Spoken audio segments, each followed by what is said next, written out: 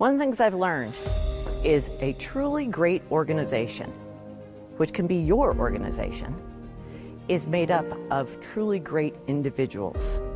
That's all any group is. A department, a company, it's a group of individuals. We say we want our individuals working in our organization to be great. We support them. We want them to move ahead. We want them to blossom. We want them to develop. The irony is that's frequently not true. Or we say it, but we don't actually let it happen. And sometimes when I look at different organizations that are saying this, what I see is things that, in my mind at least, became out of date decades ago. They kind of remind me of that whole scenario from the 1950s that the musical is based on, how to succeed in business without really trying. The whole idea was to be a clone, wear the same suit, the same shirt, the same tie, because of course women weren't really around at that point too much in the business world. But sometimes I see that still happening.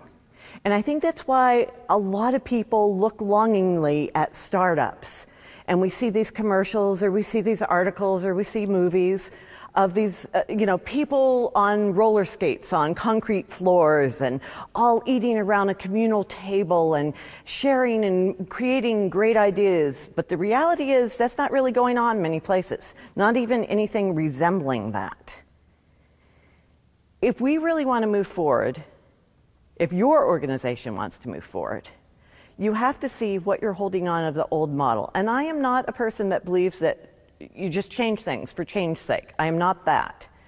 But I do believe you change when things aren't working to the best of their ability.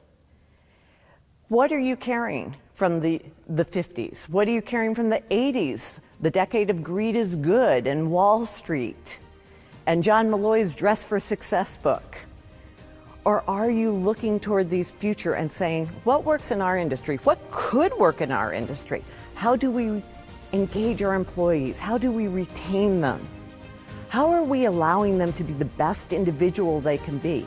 Because if they're the best individual they can be and we support them, in turn that will make our organization great.